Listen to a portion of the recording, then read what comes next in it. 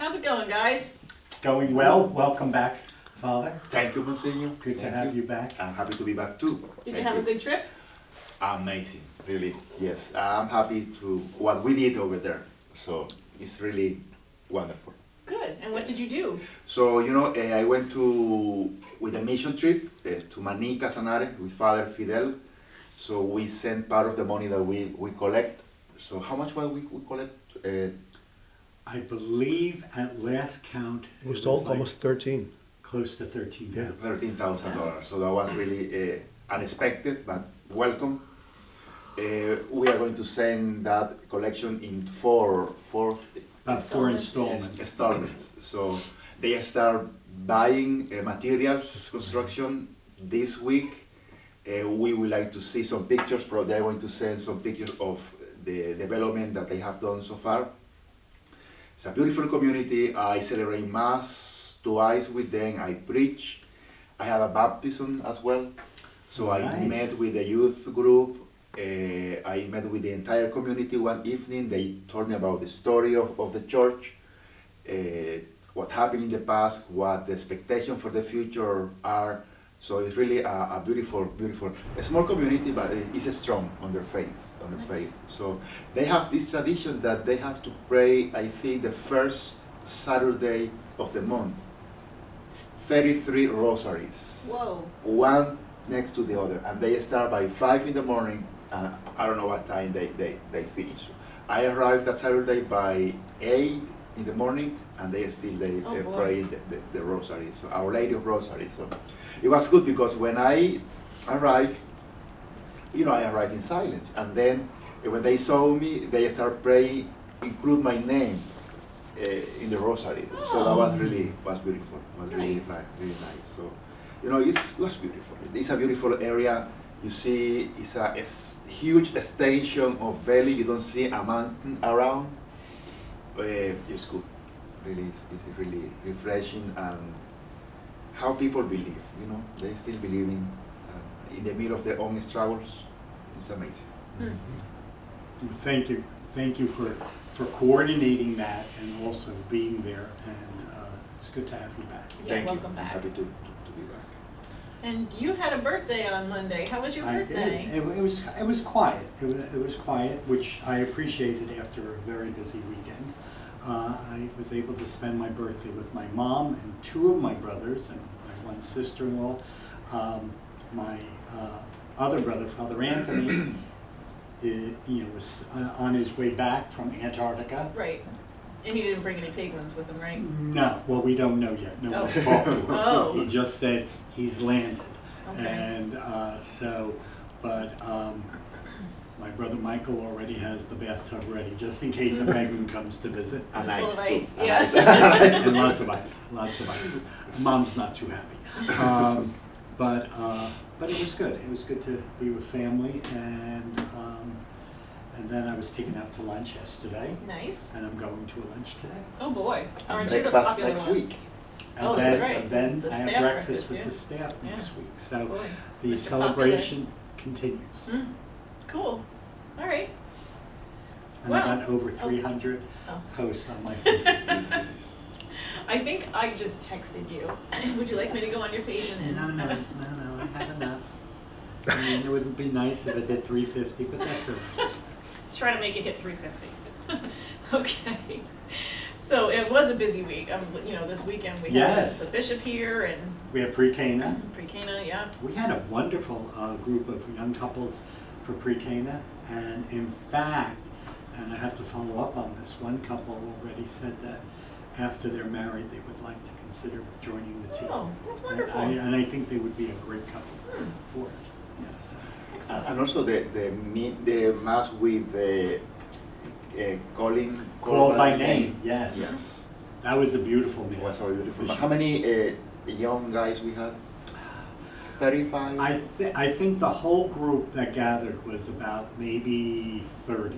Very. Okay. Of that, probably 15 to 20 were young men who were thinking of priesthood, but, and we do ask for prayers because 9 of them let our diocese know that they were ready to make application to the seminary. See, Wow. So that would be a big shot in the arm, you know, and Father Jason Parsnitsky, who's coordinating this program for the diocese, is really working hard, reaching out, even reaching out to candidates who may, you know, said they were interested, but no one did a follow-up. Wow. And follow-up is so important. Sure is. In everything, you know, you know, you throw the seed out, but you got to follow it up with a lot of other things. Yeah, So, absolutely. Okay, so last night there was a Blessing Bag Brigade assembly event. There were over 200 people here, and they made more than 2,100 bags, which apparently is a broken record from the last time we set the record. So I heard too that that's usually approximately how many, well, they usually make around 2,000 or something in a month. So to have, you know, over 2,100 in one event was pretty good. So thank you to Kevin Garrison for coming out with that event, and for everybody who participated. I think I saw a couple of my students in the pictures that were on there, so I was glad about that. There's a couple of videos posted that would be available. And just as a point of information, this weekend we have a catechetical formation day on Saturday morning. It's for the catechists of our diocese, but on Friday night from 7 to 9 here in the church, Dr. Shree is going to be talking to anybody who wants to come about a thing. It's a free program. What is he talking about? I can't remember. A thing. It's very interesting. He's I didn't apparently get that a great. memo. Yes, you did. We all did. But none of us remembered. But anyway, he's a very well-known speaker and very engaging. I got to hear him talk about marriage a little bit, and that was very interesting. But he's come out and see him if you want to hear a good lecture. That'll be in church. Yes. Just as another point of information, this Sunday at the 11:30 Mass, there's going to be the confirmation of 2 of our folks. I know I mentioned that previously, but just in case anybody missed it, it adds like 5 minutes onto the Mass, and it's a beautiful opportunity for us to witness to them as they witness to us, of their commitment to living out their baptismal call fully in their lives. And then, of course, next Wednesday, every time somebody says this, I have heart failure, because although I love Lent, I'm kind of like, what is going on? How is this year going so fast? It's Ash Wednesday. So we have, it's wonderful. There is no vigil for that. You got to wash yourself in the morning. You wouldn't believe the questions we get. But also the services, we have Mass at 7 a.m., 9 a.m., then a 12:10 service. It's a liturgy of the word with the distribution of ashes. I almost said that wrong. 4:30, or is it 4? 4 o'clock. 4 o'clock service, again with the distribution of ashes, and then a 7 p.m. Mass with, all of these have the distribution of ashes. That's very hard to say fast, I should slow down. But there are also regulations that come along with Lent. They are published in our bulletin. So have a look there. I'll put them on Facebook also. Yes. But Well, let's talk about to begin with, Ash Wednesday and Good Friday are the only 2 days that are both abstinence and fasting. And abstinence, if you're 14 years or older, abstaining from meat being beef, chicken, pork, lamb, veal. anything that's not fish. Okay. Fish is okay. Even though it's called the chicken of the sea, it is still okay if you're eating tuna. Really? No, I got that question once. Okay. Yeah. All right.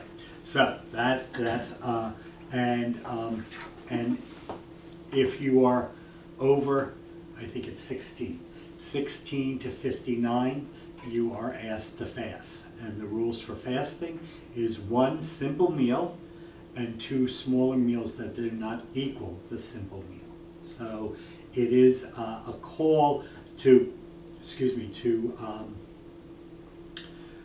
be very mindful of those 2 days. So that's Ash Wednesday and Good Friday. Now all the Fridays in Lent are days of abstinence, where we abstain from eating meat. And so it is very important. And I think maybe we should do this notice in July, so that people don't schedule parties, weddings, or dinners during Lent on a Friday, because then they call us and they say, can we have a dispensation? And sometimes when I'm not in one of my nice moods, I feel When so, does that happen? I'm gonna get in so much trouble. I feel like, sometimes, it's like, and so have you been under a rock?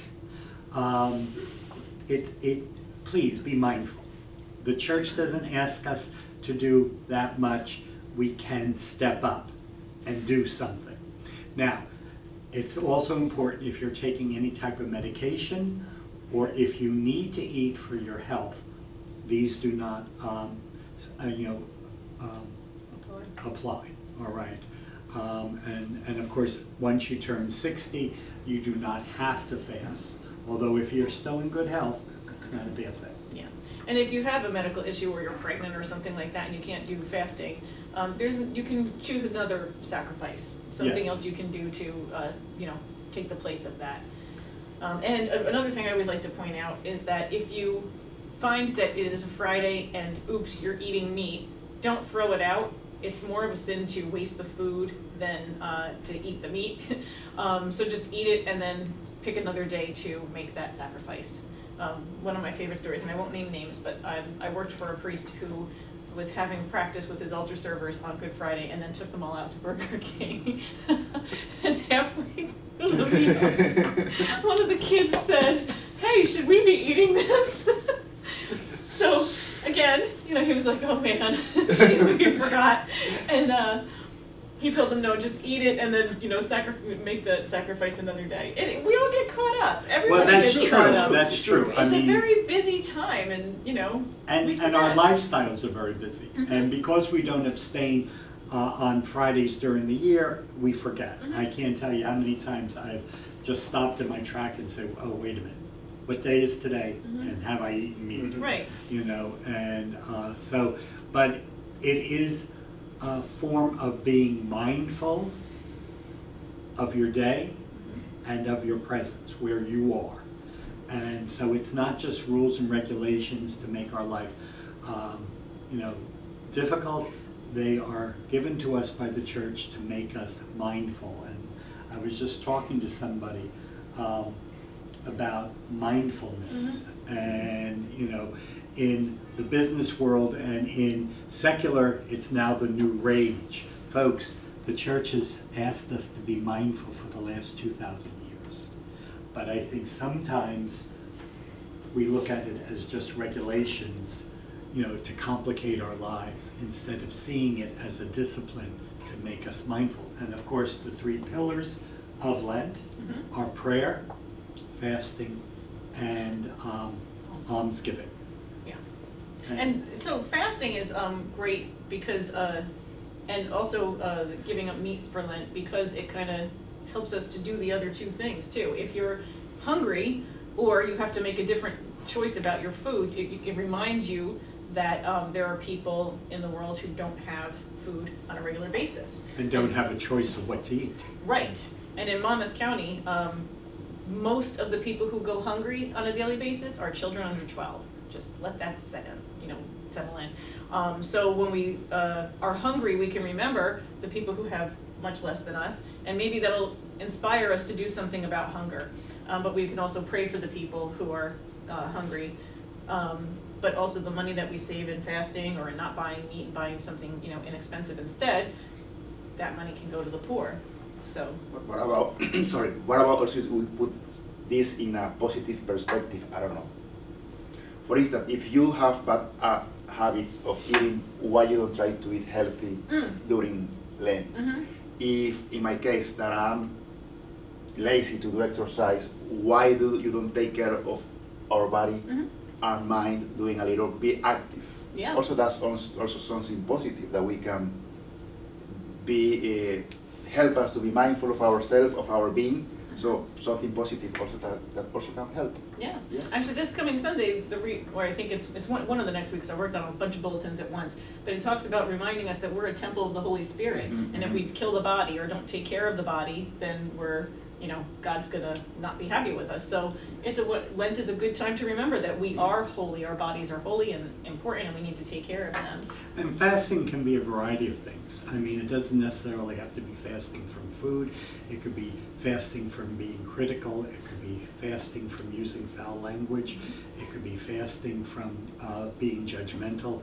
These can all be elements of fasting, which might even be more difficult than fasting from, let's say, your favorite food. Unless it's cheese. Well, some people should think of giving up cheese for Lent. It will be not. And How many kids you ate? Welcome to heaven. So, but and then of course almsgiving. There again a variety of things that people can do.